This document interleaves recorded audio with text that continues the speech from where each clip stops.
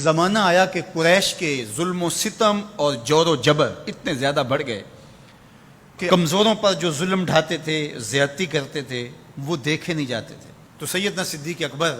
شہر مکہ کو چھوڑ کر کے مکہ سے باہر جا رہے تھے۔ راستے میں ابن دغنہ ملا، یہ قریش کا سردار تھا، اور اس نے کہا کہ آپ کدھر جا رہے ہیں؟ تو آپ نے فرمایا کہ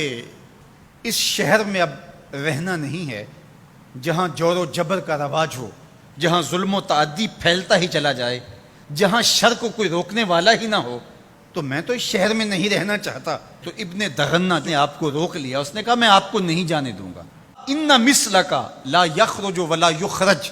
آپ جیسا شخص کبھی بھی شہر سے باہر نہیں جائے گا اور نہ اس کو نکالا جا سکتا ہے۔ جناب سیدنا صدیق اکبر رضی اللہ تعالی عنہ کے بارے میں گواہی ایک کافر کی سنیے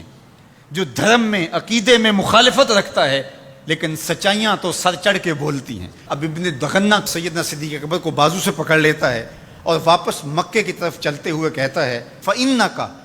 تَكْسِبُ الْمَعْدُومَ، اس لیے کہ جس کا کوئی کمانے والا نہیں، ابو بکر تم اس کے کمانے والے ہو۔ تم اگر تاجر ہو تو تمہارا مال تجارت جب بکتا ہے تو غریبوں کے چولہے جلتے ہیں، تو تم اگر چلے گئے تو غریبوں کے چولہے بجھ جائیں گے، شہر میں اندھیرا ہو جائے گا، لوگ فاقوں سے مر جائیں گے، تمہیں نہیں جانے دیں گے۔ دوسری بات وَتَصِلُ الرَّحِمَ، تم صلہ رحمی کرتے ہو، تمہارے رویوں کا جمال اور تمہارا طرز معاشرت اتنا خوبصورت ہے کہ لوگ رشتہ داروں کے ساتھ رویہ کیسے کرنا ہے تیری چوکھٹ پہ آ کے سیکھتے ہیں۔ تیسری بات وَتَحْمِلُ الْكَلَّ، جس کا کوئی بوجھ اٹھانے والا نہیں، ابو بکر اس کا بوجھ تم اٹھاتے ہو، اس کی ضرورت کو تم پورا کرتے ہو۔ وَتَقْرِي الضَّيْفَ، اور آپ مہمان نواز ہیں، اور وَتُعِينُ عَلَى نَوَائِبِ الْحَقِّ، اور آپ ان لوگوں کی مدد کرتے ہیں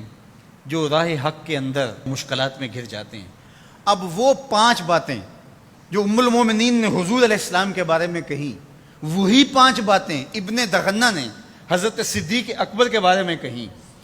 تو اب یہ سمجھنے میں کوئی دیر نہیں لگتی کہ حضور نے اپنے غلاموں پہ اپنی سیرت کا رنگ چڑھا دیا تھا،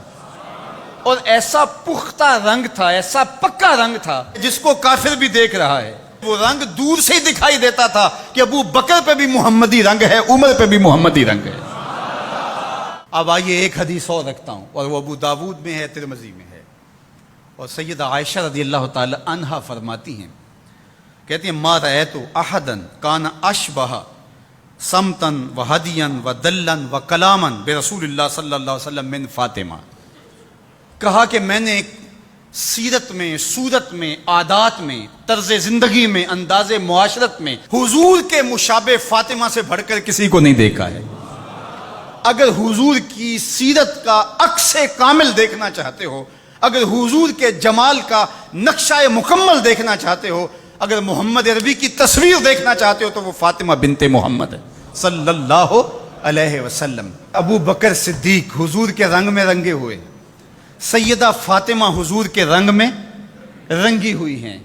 اور وہ بھی حضور کی تربیت کا عکس ہیں، اور یہ بھی تربیت کا عکس ہیں۔ وہ بھی حضور کا رنگ اور یہ بھی حضور کا رنگ، اور دونوں ایک ہی سینے سے پھوٹتی ہوئی شعائیں، ایک ہی چمن کے مہکتے ہوئے 2 پھول، ایک کا نام فاطمہ ہے اور دوسرے کا نام ابو بکر ہے۔ اور اگر کوئی انگلی اٹھاتا ہے سیدنا ابو بکر پہ تو وہ حضور کی تربیت میں نقص نکالتا ہے، اور اگر سیدہ فاطمہ تو زہرا پہ کوئی بات کرتا ہے تو وہ بھی سوچے بات کہاں تک جا رہی ہے۔ اس امت کو الجھا دیا گیا، اہل بیت اور صحابہ کو الگ الگ خانوں میں بانٹ کر کے اس انداز کے ساتھ پیش کیا گیا کہ جس طرح اہل بیت کے ماننے والے اور ہوتے ہیں اور اصحاب رسول کے ماننے والے اور ہوتے ہیں۔ ہماری محبتوں کا مرکز ذات رسالت مآب صلی اللہ علیہ وسلم ہے۔ اللہ کی محبت مقصود شریعت ہے، والذین آمنوا اشد حبا للہ، یہ قرآن بتاتا ہے ہمیں، لیکن یہ محبت بھی ہمیں اس در سے ملی ہے۔ تو اس لیے ذات رسالت مآب جب مرکز محبت ہوگی تو پھر یہ جھگڑا کبھی بھی نہیں ہوگا کہ میں اہل بیت کو مانتا ہوں اور صحابہ کو نہیں مانتا، میں صحابہ کو مانتا ہوں اہل بیت کو نہیں مانتا۔ میں تو کہا کرتا ہوں کہ صحابہ نبی کے در والے ہیں اور اہل بیت نبی کے